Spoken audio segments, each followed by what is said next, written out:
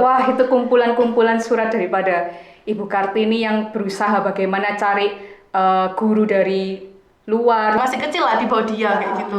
Itu beberapa keluarga menentang hal itu dan tidak terima gitu kan. Kita ini perempuan harus berfungsi sebagaimana mestinya. Betul. Kita juga bisa jadi laki-laki, kita juga bisa jadi perempuan. Sugeng dalu sedoyo. Kembali lagi. Dari mana baca bersama? Jadi apa ini dengan Aku nggak tahu kembali lagi di Felicia itu apa, jadi cuma tahu sugeng dalu sedoyo. kembali lagi balik mana? Loh, itu bukan Jawaan itu. Oh, itu bukan Jawa. Jawa Surabaya itu. Oh, jadi kalau yang halus bagaimana? Nah, kula mboten ngertos Oh, nggih. iya. Kita pakai kebaya-kebaya gini. Iya, langsung bawa vibe-nya ke bawah gitu ya. Betul, kira-kira ada apa nih hari ini? Kenapa Felicia Podcast menggunakan baju kebaya nih? Nah, Cek kalendernya. iya, dalam rangka memperingati Hari Kartini, di mana kita di sini juga membernya ya, banyaknya adalah wanita. Betul. Jadi hari ini kita akan membahas juga tentang kisah daripada Ibu Kartini yang kita kenal sebagai pahlawan nasional wanita di Indonesia. Ya, kita nggak Benar. bakal pakai bahasa Jawa kok, guys. Tenang. Kamu juga Iya. Nanti kasihan editornya translate. Iya, betul. Ya, karena kan penonton Felicia juga bukan hanya orang Jawa Iya, kan. benar. Jadi kita akan pakai bahasa Indonesia yang baik dan benar. Betul. Oke, semuanya kembali lagi di Felicia Podcast, di mana kita akan membahas hal-hal yang tentunya relate dengan kehidupan kita para Gen Z ini. Ya.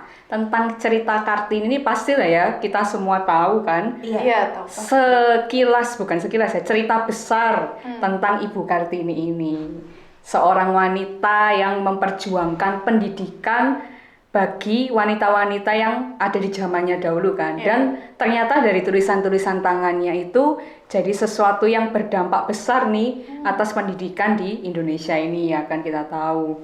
Nah, jadi mungkin apa yang kalian ingat tentang Hari Kartini nih biasanya? selalu pakai baju kebaya. Iya, betul. Itu kayaknya pas dulu masa-masa sekolah pakai baju kebaya ya kan. Kemudian menyanyi lagu Kartini. Nah, ya. Terus menonton filmnya Kartini. Oke. Oh iya. Puisi, membuat Oh, puisi iya, benar. tentang Betul. Kartini. Betul. Nah, ya jadi pasti itu semua menggambarkan tentang Kartini kayak gitu kan. Jadi satu tradisi dan budaya ya yang ada juga di Indonesia ini kayak gitu. Nah, jadi kita mau mengulik sedikit nih ya tentang kisah daripada Ibu Kartini ini, di mana kita tahu bahwa seorang Ibu Kartini ini adalah wanita yang amat sangat memperjuangkan pendidikan untuk wanita dan kesetaraan gender nih buat wanita dan juga pria ya kan. Itu yang diharapkan oleh Ibu Kartini. Sekalipun kita tahu bahwa mungkin juga buat teman-teman V yang mungkin juga belum tahu detail banget ya cerita tentang Kartini, karena kan kita cuma dari kecil kan taunya oh ada Hari Kartini pakai baju adat, kalau nggak gitu pakai baju batik, kalau nggak gitu oh ya kok baju adat kan ya itu ya beda lagi ya. Beda. Iya, kalau nggak pakai baju batik ya kebaya kayak gitu kan taunya cuma nih. Tapi apakah kita benar-benar pernah mengulik nih kisah daripada Ibu Kartini ini sendiri? Jadi ya mungkin sekilas aku mau cerita lagi. Kalau kemarin kita bahas tentang Siti Nurbaya, sekarang kita juga bahas tentang Ibu Kartini. Jadi Ibu Kartini ini adalah sosok yang terkenal karena jasanya dia memperjuangkan tadi pendidikan, bagaimana dia mengharapkan wanita itu bukan hanya dipersiapkan, dilahirkan, bahkan dididik untuk menjadi istri yang baik aja.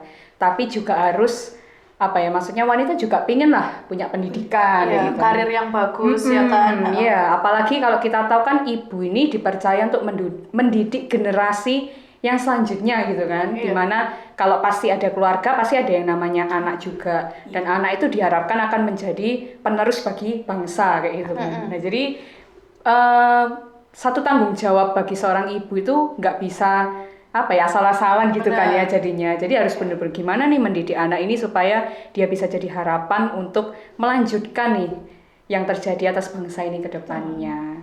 Yaitu tentang Ibu Kartini yang kita juga tahu bahwa beliau hidupnya juga sebentar ya, aku kayak Iya. baru apa ya, akhirnya baca kan mau nggak mau ya tentang Ibu Kartini. Research. Jadi kaget ternyata Ibu Kartini ini cuman sampai usia 25 tahun. Terus habis itu dia ya meninggal setelah melahirkan anak pertamanya kan.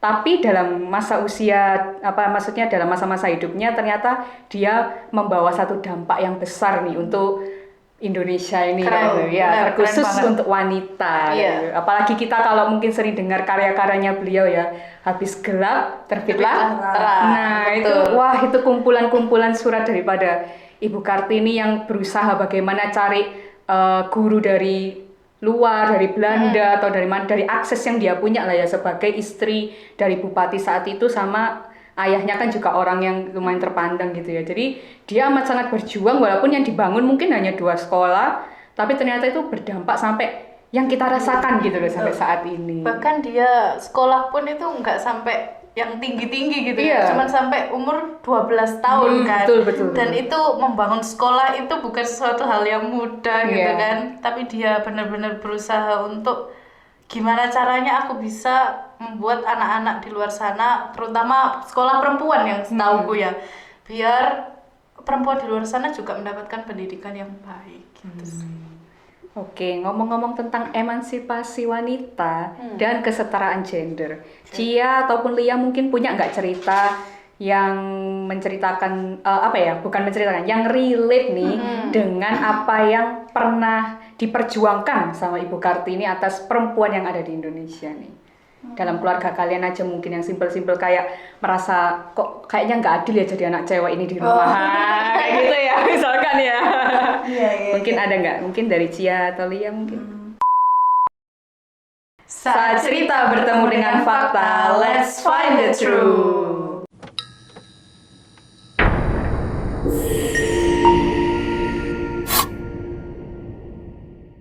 Ada kayak gitu ya. Contohnya Cia anak pertama, tapi ternyata yang harus meneruskan usaha daripada orang tua harus anak laki-laki. Wah, Itu kan salah satunya ya. oke. Kan seharusnya ya udah anak pertama kalau misalnya bisa meneruskan ya nggak apa-apa gitu ya. Tapi kalau misalnya dalam keluarga ya harus yang meneruskan itu adalah anak laki-laki. Tapi karena sudah tradisi atau sudah turun temurun dari yang atas nenek moyang yang di atas, jadinya kita yang anak perempuan sekalipun kita anak pertama kita nggak merasa iri atau bagaimana ya sama anak laki-laki, karena kita udah mengerti bahwa yang bakalan akan meneruskan usaha orang tua kita ya pasti anak laki-laki. Dan pasti orang tua kita menaruh harapan besar kepada anak laki-lakinya supaya anak laki-lakinya itu berpendidikan yang baik, yang tinggi supaya bisa meneruskan usaha mereka. Tapi nggak luput dari situ pasti anak-anak perempuannya juga dididik ya kan, karena itu juga dari perjuangannya Ibu Kartini yang sudah memperjuangkan pendidikan yang akhirnya perempuan pun dituntut atau diminta akhirnya harus bisa memiliki pendidikan yang tinggi. Betul. Nggak cuma pendidikan sampailah SMA saja, kemudian melanjutkan ke jenjang pernikahan, tapi nggak sampai di situ. Tapi harus berpendidikan yang tinggi. Kamu mau kejar S1, S2, S3, S4, S5 tapi ada banget ya. Yang penting maksudnya itu bisa membekali dirimu untuk ke depan gitu. Jadi dari situ kita yang cewek-cewek tidak merasa iri ya terhadap adik yang laki-laki, karena kita tahu sekalipun mungkin usaha itu akan diteruskan kepada anak laki-laki, tapi orang tua kita juga enggak maksudnya enggak membeda-bedakan anak perempuannya pun juga disekolahkan yang baik kok gitu. Jadi sama-sama pendidikan pun didukung yang baik kayak gitu. Nah, kalau dari Cia cerita tadi, mungkin di keluarganya Cia itu nggak bermasalah ya kalau misalnya yang meneruskan usaha adalah laki-laki.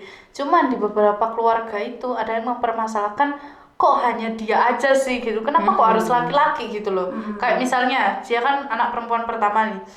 Aku ini anak pertama nih, bisa sebenarnya meneruskan usaha itu gitu. Aku lebih besar, aku lebih tahu gitu kan. Banyak yang berpikir kayak gitu. Aku lebih tahu gimana kehidupan ini kayak gitu kan, lebih lama gitu. Kenapa kok harus menunggu anak laki-lakinya gitu? Padahal anak laki-lakinya mungkin umurnya masih di bawah dia gitu kan, di bawah beberapa tahun di bawah dia. Nah, Itu kayak beberapa keluarga itu ada yang mempermasalahkan hal Betul, itu gitu betul. kan. Sampai ya yang kita tahu ya di luar sana banyak ya pertikaian antara anak dan orang tua cuma gara-gara itu. Apalagi bagi perempuan-perempuan yang sudah menikah gitu kan, apalagi anak-anak yang sudah menikah gitu kan, punya keluarga, punya tanggungan yang besar, terus usaha itu dengan enaknya diberikan kepada anak yang masih anggapannya masih kecil atau masih kecil lah di bawah dia kayak gitu.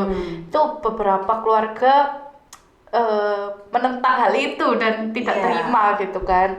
Cuma ya enaknya di keluarga Cia itu menerima aja gitu kan. Karena fair ya, mungkin dari orang tua juga udah bilang dari awal, kemudian kita sebagai anak juga kita menghargai keputusan daripada orang tua, karena kita kan juga lihat dari yang nenek kakek yang di atasnya juga pun seperti itu. Terus habis itu orang tua juga terhadap saudara-saudara yang lain juga berlaku hal yang demikian. Jadi kita akhirnya menerima. Mungkin dari dari ceritanya Lia dan berbagai orang keluarga yang ada di luar sana, mungkin karena kurangnya komunikasi atau kurangnya dukungan, perhatian atau memberikan motivasi itu terhadap anak. Jadi kayak enggak.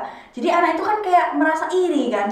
Adanya timbul suatu iri kan karena nggak dikasih tahu atau merasa ini yang paling benar atau gimana gitu loh. Iya kan, jadinya adalah timbul rasa iri itu. Tapi kalau misalnya dari awal orang tua udah berlaku adil, itu kayaknya nggak ada masalah ya sampai ke depannya gitu. Itu sih. Oke, jadi ya gitu ya, menarik ya di keluarganya Cia gitu kan. Terus kalau misalnya dari keluargaku sendiri nih ya, berbicara soal emansipasi wanita, menanggapi dari pertanyaan yang disampaikan sama Vina, aku sangat amat tertarik dengan cerita Raden Ajeng Kartini ini. Waduh, lengkap tuh. Dari kecil gitu ya, dari SD aku kayak udah dapet tugas gitu dari guruku untuk mencari PowerPoint tentang ini, dan kebetulan kayak aku suka gitu mencari tentang, kok menarik ya gitu aku cari. Ya mungkin karena itu relate dengan emansipasi yang diperjuangkan oleh R.A. Kartini ini, relate dengan apa yang ada di keluarga aku gitu kan.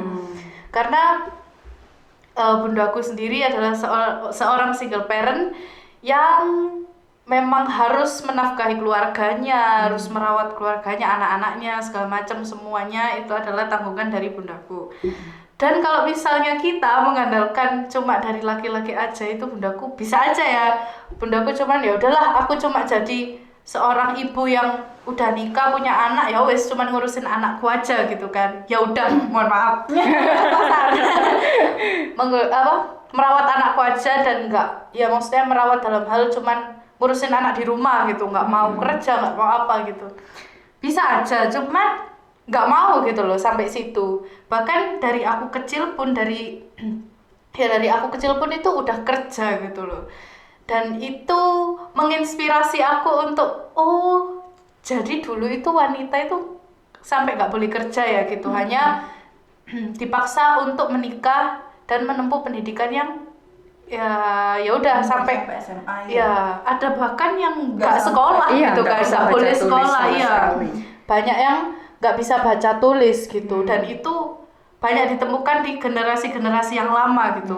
Untung aja karena ada R.A. Kartini ini zaman semakin berubah, dan ya akhirnya kesetaraan gender itu ada. Dan aku seneng banget ketika mengulik tentang R.A. Kartini ini, karena ya emang bener-bener sosok yang keren gitu kan, sebagai wanita yang memperjuangkan. Dan bahkan menurutku itu di usia muda, karena di umur 25 dia udah meninggal kan, berarti kan dia memperjuangkan sekolah, membangun 2 sekolah itu kan nggak mudah ya. Tapi di masa-masa dimana dia masih muda menurutku ya, mungkin dia udah menjadi seorang istri, tapi dia tidak menutup kemungkinan untuk membuka sekolah itu tadi. Dan itu perjuangan yang sangat amat besar buat seorang perempuan gitu kan. Betul sekali. Ya itu sih, itu yang menginspirasi aku untuk terus mengkulik siapa sih R.A. Kartini itu dari kecil dia suka, makanya aku pas bahas ini semangat gitu. Excited banget ya.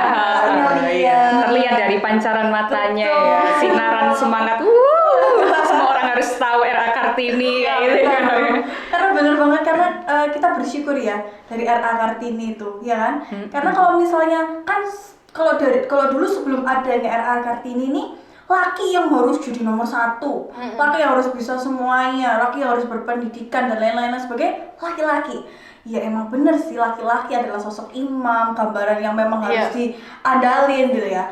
Tapi kalau misalnya laki-laki nggak bisa berfungsi, Waduh, iya kan? Iya, benar. Kita ini perempuan harus bisa berfungsi sebagaimana mestinya. Betul. Kita juga bisa jadi laki-laki, kita juga bisa jadi perempuan. Iya, mengambil dua peran sekaligus ya. Betul. Karena mungkin kalau laki ya mengambil dua peran kayaknya bukan bilang nggak bisa, cuma ada beberapa laki-laki yang bisa ya kan. Contohnya kenapa aku ngomong beberapa, karena papaku bisa. Oke. Pada waktu dulu mama yang bekerja, jadi papa yang di rumah jaga anak, ngantar sekolah, siapin makan, dulu papa tuh. Jadi kan bisa nih ya. Jadi tapi kan nggak banyak papa-papa atau ayah itu yang bisa mengambil peran juga sebagai seorang ibu ya kan. Tapi kalau ibu itu bisa pasti mengambil peran seorang ayah. Bekerja bersama segala macam. Bisa menggendong, tangan satu menggendong anak, tangan satunya bisa multitasking dong. Iya, betul. Gitu. Ya, keren ya, keren banget lah. Apalagi dari cerita tentang Kartini ini ya, apalagi nah kita sebagai Kartini juga nih bisa dibilang ya, seorang wanita-wanita muda yang dimana kita juga berharap kan masa depan bangsa ini pasti lebih baik ya kan. Betul. Walaupun mungkin ya saat itu Kartini mungkin nggak bakal mikir kalau dia kan jadi pahlawan nasional nggak sih satu saat nanti. Iya, nggak mungkin ya. Iya. Harus gitu. Benar. Pasti dia cuman apa yang bisa aku lakukan sekarang untuk wanita, mungkin hanya di sekitarnya dia kan saat itu. Dia kan nggak membangun karena jujur waktu membaca tentang cerita Kartini juga ya tentu pasti ada orang yang kontra kayak gitu kan, bahwa cuman bangun 2 sekolah aja khusus perempuan, kenapa kok dijadikan pahlawan nasional kayak gitu kan. Tapi ternyata dari situlah kegerakan perempuan ini bisa memiliki pendidikan dan kesetaraan gender kan justru. Jadi mungkin dia juga nggak menyangka gitu. Hal kecil yang dia lakukan adalah dengan menulis surat juga kepada teman-temannya yang di luar negeri dan juga memperjuangkan supaya pendidikan itu ada. Dia hanya melakukan mungkin apa yang aku bisa aku lakukan kayak gitu. Tapi ternyata itu berdampak sangat besar banget gitu loh untuk bangsa ini. Jadi untuk Kartini yang ada di tempat ini sekarang. Aku nggak bilang aku nggak bilang di luar sana, tapi juga boleh buat V semuanya juga kalau kalian mau menjawab pertanyaan yang bakal aku kasih ini di kolom komentar ya. Jadi kira-kira nih sebagai Kartini yang ada di masa sekarang ini, di era sekarang ini ya, apa nih harapan yang kalian bisa ucapkan aja dulu untuk masa depan wanita ataupun perempuan di Indonesia ini. Waduh, berat ya. Nggak berat sih, itu pasti ramein ya aku. Mikir juga ya kan visi rumah. Oke, siapa dulu nih? Cia atau Lia dulu? Apa kok tiba-tiba gitu? Harapan kecil aja kan dari Kartini kan dari hal kecil ya. Iya dulu ya. Kalau harapan kecilku ya sebagai perempuan, ini ya yang aku tahu profesor ya, setauku ya, yang terkenal sekarang pada zaman sekarang itu penemuan apalagi kayak penemuan listrik, penemuan gitu kan.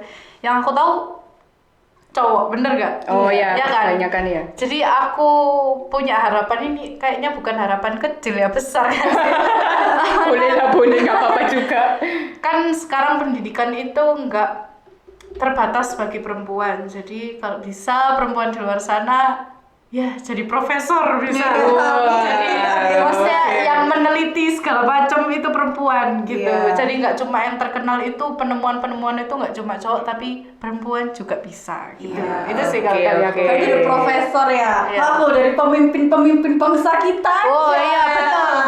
Bakal ada muncul para wanita-wanita hebat yang akan mendudukin kursi-kursi pemerintahan. Iya. Mungkin hari-hari ini udah kelihatan ya. Iya. Perempuan-perempuan yang udah mulai muncul Betul. menunjukkan ini loh wanita tidak terus ditindas gitu ya, tapi wanita pun juga bisa berperan sebagaimana yang harus bisa berperan, mengambil keputusan dan lain sebagainya. Bahkan dari seorang perempuan kan kita udah terbiasa merawat anak, mendidik, pasti bisa mendidik bangsa ini menjadi yang lebih baik lagi. Wow, katanya.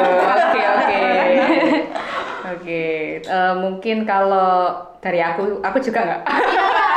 Pasti ini ditungguin.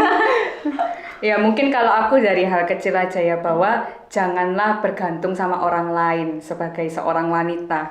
Kamu harus percaya sama dirimu bahwa kamu bisa menggapai mimpi sebesar apapun itu, kayak misalnya tadi cerita jadi profesor, jadi penemu-penemu juga, terus Cia juga cerita jadi pemimpin-pemimpin yang bisa bergerak, menggerakkan ya bangsa ini semakin lebih baik kayak gitu. Jadi ya itu ya mungkin bahwa jangan sampai kita mematikan mimpi-mimpi yang besar hanya karena mungkin kita berpikir bahwa kayaknya nggak ada kesempatan melakukan hal ini buat perempuan kayak gitu. Nggak ada kata-kata nggak ada batasan untuk kita yang ada di zaman sekarang ini, karena sudah dibuka duluan gerbangnya sama Ibu R.A. Kartini ya, dan Ajeng Kartini. Jadi kita bisa melakukan apapun asalkan yaitu kita benar-benar menekuninya, dan kita benar-benar, sekalipun kita belum melihat dampaknya sekarang mungkin ya, tapi siapa tahu ke depannya nama-nama kalian ada tiba-tiba di jajaran pahlawan nasional Indonesia. Ya kan? Nggak ada yang tahu. Jadi lakukanlah ya segala sesuatu itu dengan tetaplah bermimpi kayak gitu. Jadi ya itu sih mungkin harapan guys. Jadi jangan sampai wanita-wanita yang ada itu nggak bisa bermimpi besar. Itu mungkin sih harapanku untuk bangsa ini. Ya gitu. Oke, sekian mungkin pembahasan kita tentang Raden Ajeng Kartini ya hari ini. Jadi buat V semuanya juga jangan lupa buat kalian juga komen-komen, terus habis itu kalian juga boleh like, subscribe ya terutama. Ya, dimana kalian mungkin kalau ada topik-topik yang mau kita bahas bisa banget komen. Ya jangan lupa juga kita ada di setiap sosial media yang ada di TikTok juga, Spotify juga ada, Instagram ada, X-Streets ya kayak gitu. Semuanya Instagram ada. Juga kita ada. Jadi kalian jangan lupa cek kita Felicia. Jadi nanti yang muncul adalah kita bertiga. Okay, see you on the next episode, V. Bye. Let's find the truth.